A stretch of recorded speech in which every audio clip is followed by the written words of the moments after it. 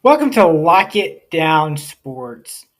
As always, you can follow me on Twitter at Lock It Up Media. That's Lock It Up Media. You can follow me and get my podcast wherever you listen to your podcast, Spotify, Apple, all the big ones. Wherever you get it, we're there. So I've got a lot to get into. We're going to get into the Heisman Awards, not awards. Let me singleize that. Heisman Award. Interesting thing what Caleb Williams said. We're going to talk about the crime dog, college football playoffs. But first, let me tell you about my friend at Stream Studio. It is a multi-camera live streaming platform that allows you to go live in less than 1 minute. It is a video podcasting live webinar streaming platform that allows you to stream to multiple platforms at the same time. Now, the Heisman Awards last Saturday, it was pretty much a toss-up, really, between Williams, Stroud, and Duggett. Really, I mean, it could have gone either way, any one of those three. And then, yes, of course, Stetson was the fourth one in New York, and he obviously finished fourth. I mean, there was no wow, big time breakaway performance of, know what? That's your Heisman moment. There weren't really any of those between Williams and Stroud and Duggett. If maybe TCU went on to win that game on that fourth down in overtime, maybe that stamps Duggett as the moment that propelled his team to victory and stamped his Heisman victory. Obviously, that didn't happen. And Caleb Williams won the Heisman. And I thought, I mean, probably the best part that I loved about Caleb Williams' speech was when he said, "You can't win them all, and y'all guys are going to be in the play. The three y'all are going to be in the playoffs." I mean, that's just right there is so good. Of hey, at least y'all get to play for the playoffs while I'm sitting at home. So that was funny. I enjoyed that part about what he said. But outside of that, it was very much lackluster, and it could have gone to any one of the, I'd say, those three candidates. So I guess congrats, Caleb Williams. You're the Heisman in a down year, but you know what? You're the Heisman. No one's going to take that away from you. Something who's finally they can't take away from either is the crime dog, Fred McGriff, finally is in the Hall of Fame. He got voted in by the Veterans Committee, and he shouldn't have had to wait to the Veterans Committee to finally actually get into the Hall of Fame. He was a few homers away from 500 in that era, and he had to deal with the strike-shortened seasons of 94 and 95. All Fred McGriff did was be a run producer in that era of time where he was one of the most feared guys in that lineup. He hasn't said yet what hat he's gonna wear, whether it's a Brave, whether it's a Blue Jay, a Padre. I mean, he's played with a bunch of different teams, so I'm curious to see what hat he wears, if he chooses a hat, or if he just goes in with a neutral MLB hat on his plaque. So that'll be something to see. Hopefully he goes in as a Brave, selfishly. But, we'll see. He's played, like I said, impactful career at a bunch of different places. Now, I thought this was very smart on their end. Cinemark Theaters will once again air the college football playoffs. They've struck a deal with ESPN, and you can go watch the three playoff games in their theaters. Smart on their end to generate revenue of, hey, I want to see it on a big screen experience. I can order my food, I can order my drinks, my alcohol, all that, just like when you watch a movie at those type theaters now. So it's a smart play on both their end and ESPN's end as well, but more on the Cinemark end, if you ask me, where I think they'll do well. Obviously, they've done well because this is the second year they've done it. So good for them to re up with that and do that deal again after the first little look see of see what happened and how it did. Well, obviously it turned out well, and they're going to do it again. So it's very smart on their end. Now, talking about something smart, I really love the trade, a smart trade from the Milwaukee Brewers. And yes, I know I just started right there, kind of buried the lead a little bit, didn't I? With what I'm talking about, of course, the Braves trading for Sean Murphy in a 3-team deal with the A's and the Brewers. Now, what the Braves ultimately gave up in this deal, Manny Pena, sure, of course, you expect that. You're not going to have Sean Murphy, Manny Pena, William Contreras, and Travis d'Arnaud, 4 catchers on the roster. Obviously, that's not happening. Even before they went and got Sean Murphy, I was expecting the Braves to trade Manny Pena for, I don't know, 2 prospects, a bullpen arm, something like that. Anyway, maybe a 5th starting pitcher, depth, something like that. So that makes complete sense, Manny Pena being in the deal. Kyle Muller, I really liked him, thinking he was going to potentially be maybe that 5th starter for the Braves, been up and down in the big leagues for the last few years. And to me, with the Kyle Muller deal, yes, they had trading from an area of strength. To me, it almost looks like they feel good with one of the 3 starters that they have potentially, and Ian Anderson being that 5th starter. Yes, we've seen his up and down with the Braves. Mike Soroka, is he going to get back to what he was pre-injury?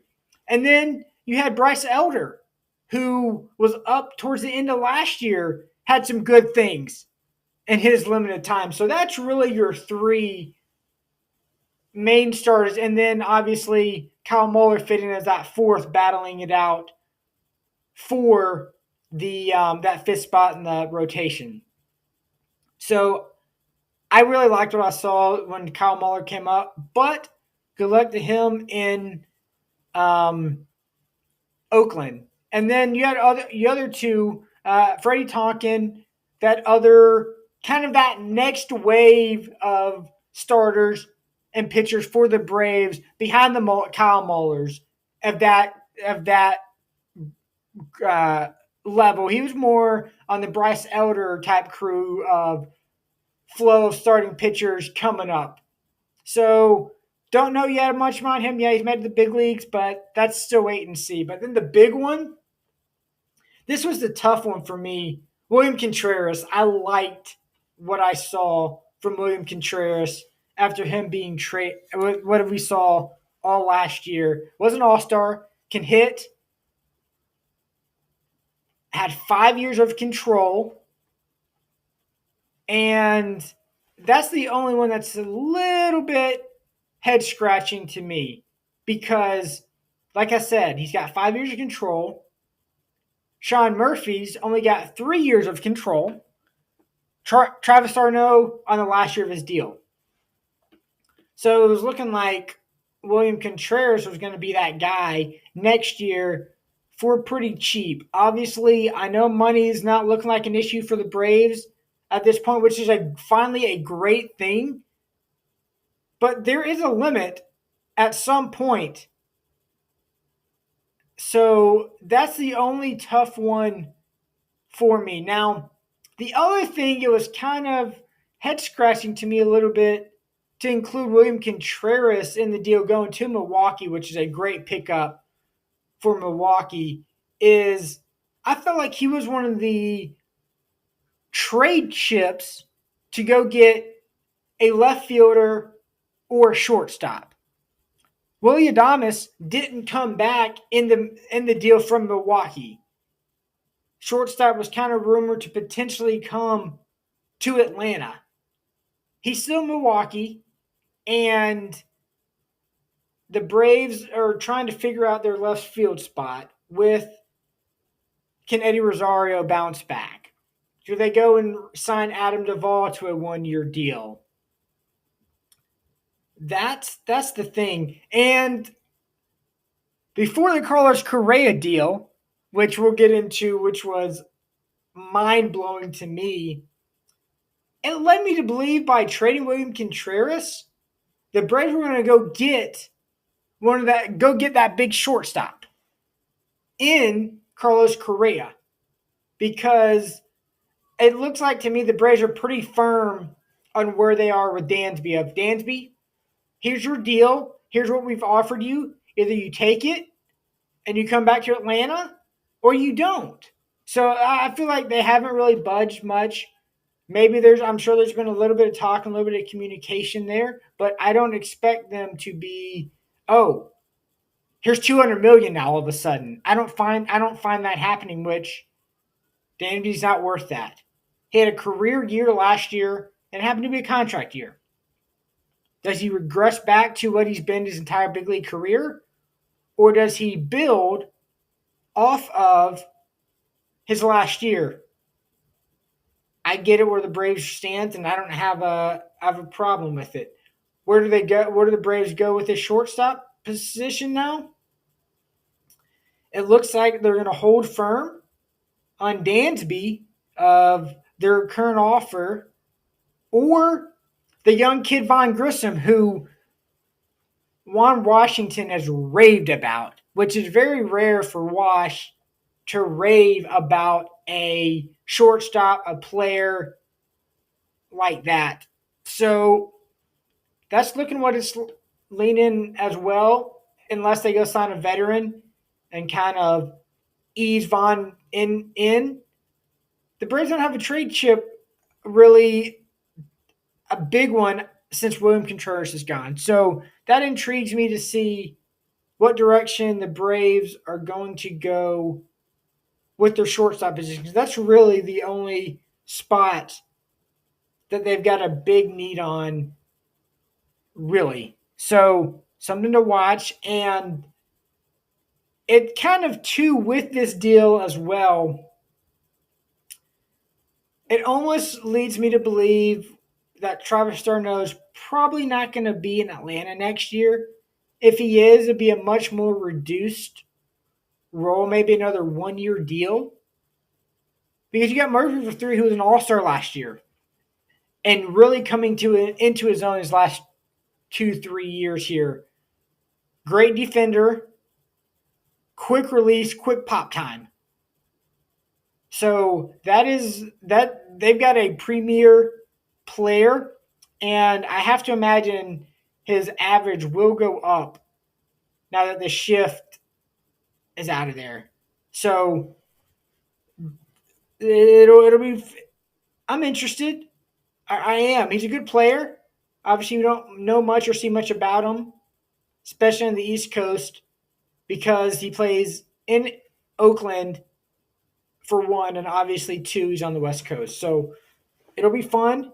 I'm excited to see what player they really have in Sean Murphy, other than a brief flyover that we see in the highlights. Maybe you get a interleague division series like the Braves did last year against Oakland. So it should be fun.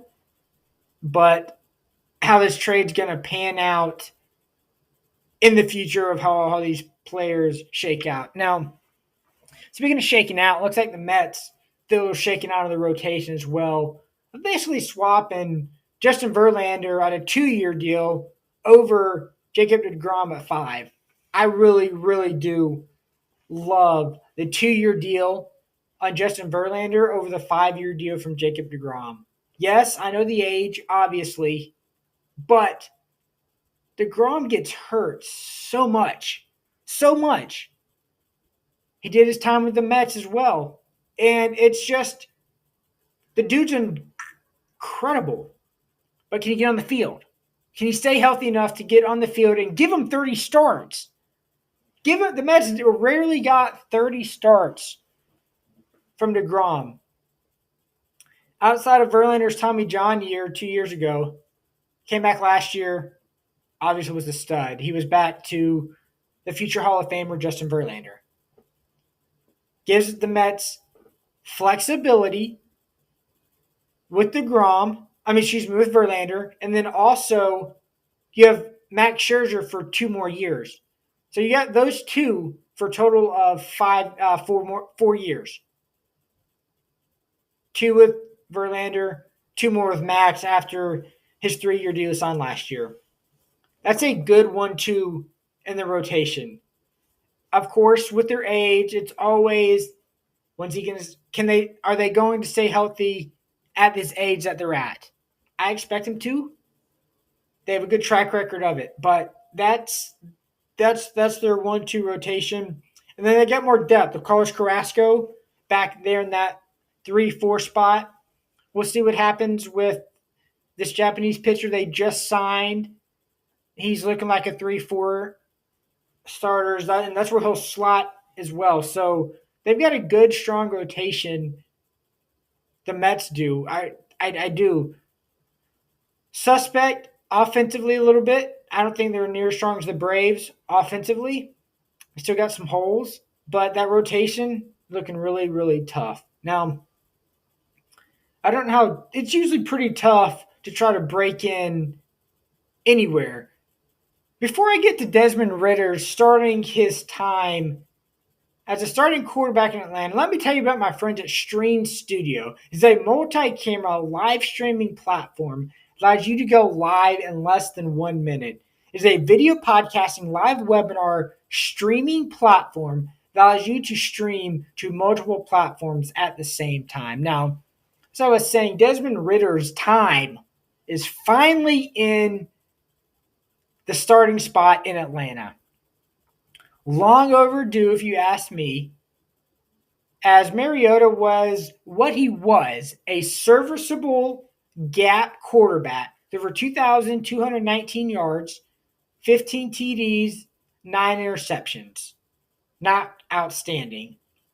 Only had one game over 250 yards. In the NFL today, only one game over 250 is hard to fathom. Yes, some of that was the plan of wanting to minimize him throwing because of just who he is as a quarterback. Falcons want to get that ground and pound game going in the running game. So that's part of it. They want to try to maximize his strengths of running with his legs and making that smart, easy pass. The only thing that, like I said, it does frustrate me a little bit is why Desmond Ritter wasn't playing and hasn't been playing earlier. I mean, does this give the Falcons enough time to evaluate if Desmond Ritter can play quarterback in the NFL? Or are the Falcons going to be in the hunt of, all right, time for us to go get another, time to draft that first round quarterback if, say, maybe it's a Bryce Young's right there. Maybe it's a Will Levis they like, or a CJ Stroud. Maybe it's one of those guys. Do you like them enough to go draft them in the first round based on the little game reps and play they've seen of Desmond Ritter, who they just drafted last year as a third-round pick out of Cincinnati? So that's the only reason I'm not too thrilled with Desmond Ritter playing now. Why wasn't he playing earlier? He very well should have been playing earlier. But wait and see what happens and how it all shakes out. Talking about shaking out, that would be Carlos Correa and the San Francisco Giants signing a 13-year, $350 million contract with a no-trade clause. So he'll basically be in San Francisco the rest of his career. And he was the highest paid shortstop. The highest paid shortstop of this market, of this class. No way in the world Dansby's even getting close to this. Dansby might get 2, maybe. But outside of that, I don't see Dansby getting obviously any more than that. But Carlos Correa, Big money, good player. Obviously, there's some risk there anytime you sign someone to a 13-year deal, obviously, but also the health. Correa's been banged up. He hasn't played 162 in a while. That concerns me a little bit. They're going to take their time. They got a 13-year investment with him. Funny enough, Correa says he doesn't. I mean, he repeated he does not want to be in a rebuild. Well, then why did he choose the San Francisco Giants? Huh? If he truly said he doesn't want to be in a rebuild, the Giants aren't per se in a rebuild, but they don't have a lot of pieces. They're on the older side. Yes, they just signed Mitch Hannigan, nice player. But they've got a lot of older guys. They've got their dude in Logan Webb on the bump. Really good pitcher. Giants mix and match with their analytical style of play. So it's obviously if someone offers you $350 million for 13 years, it's hard to turn down. One of the highest paid shortstops contract wise ever. Yeah. Makes sense. Tough on his part. I mean, it's not tough on his part, but does he really want to go to a winning team? Yeah, they're going to try to build around him.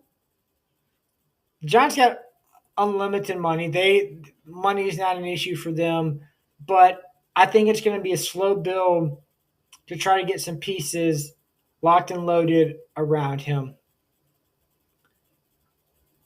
Be something to see because they're not close to me to overtaking the Dodgers. Nowhere even close. The Dodgers at this point just reload. They've got a good farm system, unlimited money, and they're going to go make the moves they need to make to win another World Series championship. Because for the Dodgers, it's World Series or bust. That's where they're at. So it'll be fun to see what the Giants do to build up and or build around him. Now, talk about fun.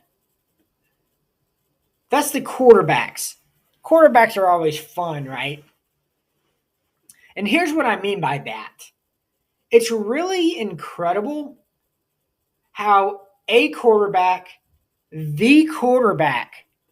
can absolutely change the idea of a good or bad landing spot. 5-6 years ago, no one in their right mind would be talking about the Buffalo Bills as, oh yeah, let's go to Buffalo. Who doesn't want to go to Buffalo, right? It's cold. You get 6 feet of snow like it got about a month and a half ago now.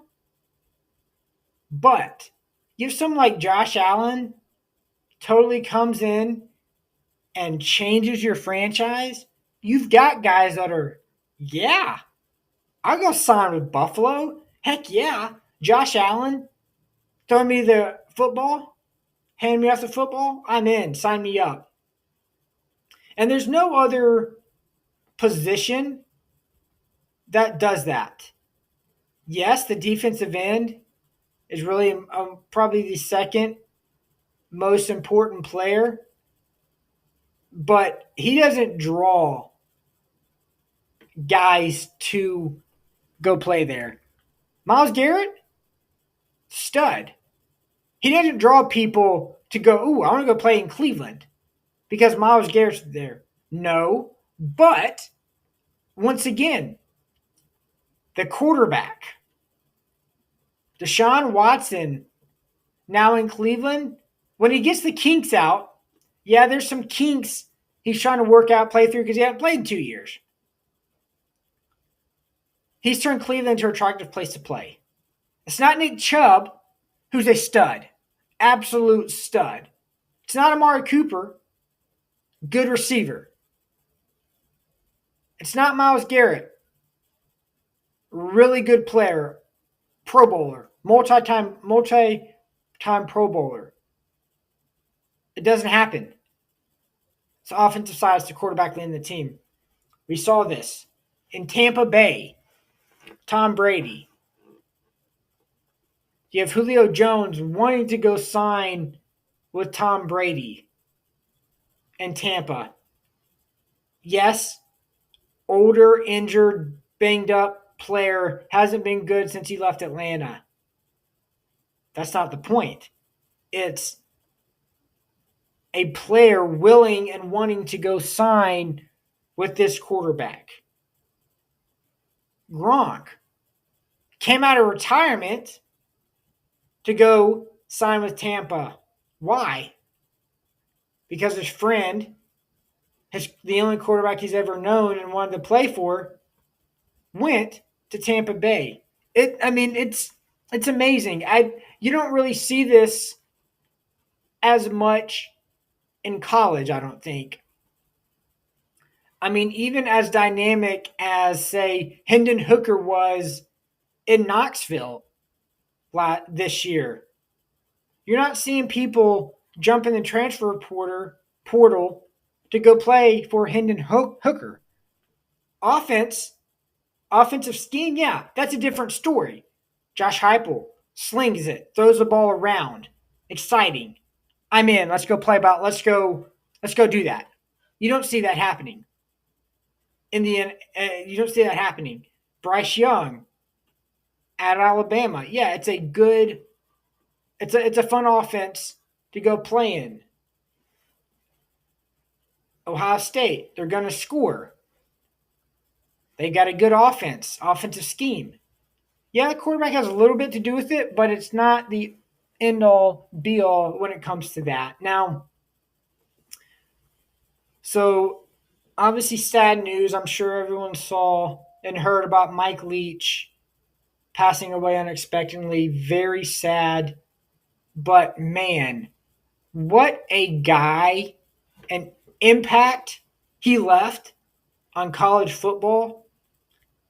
Go look on Twitter. There's so many stories out there about reporters posting a story on Mike Leach, their Mike Leach story, whether it's a sports talk show host, reporter, news guy. It's incredible. So when I saw on Twitter, saw a story, and Mike Leach told this on air in Atlanta, where when he was at Texas Tech, there's this quarterback that came in as a walk-on, and Mike Leach said, "Son, I don't think you're going to make it as a player here at Texas Tech. But if you want to be a student assistant, get your career started, you're more than welcome to." The quarterback left, didn't come back. Was pissed off, left. He reconsidered it.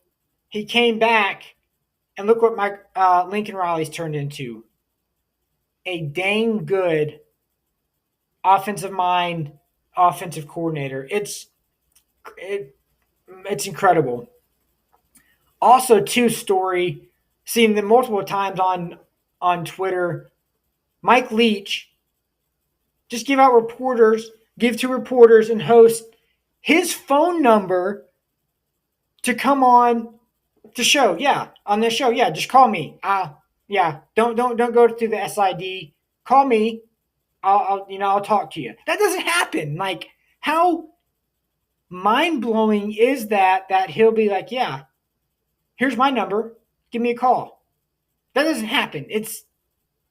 That's just one of the few stories.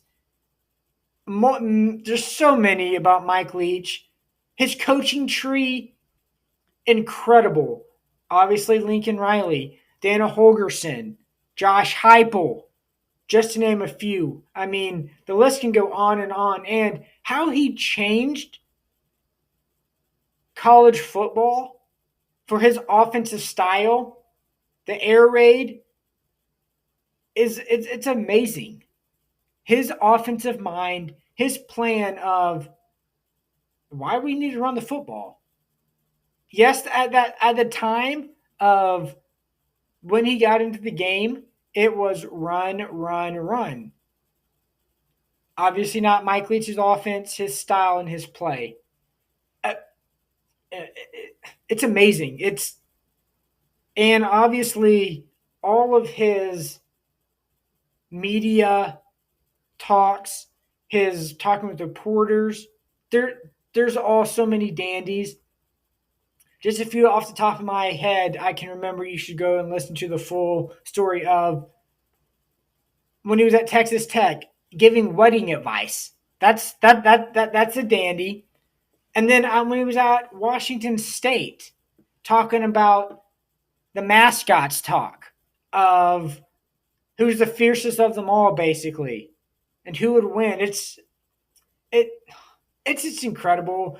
He was one of a kind, and it's unfortunate that he's passed at such a young age. I hate to end on a somber note, but on a bright note, you can listen to me, check into me next week at Lock It Down Sports. That's Lock It Down Sports. As always, you can follow me on Twitter at Lock It Up Media on Twitter. That's Lock It Up Media on Twitter. Y'all have a good night. Talk to you next week.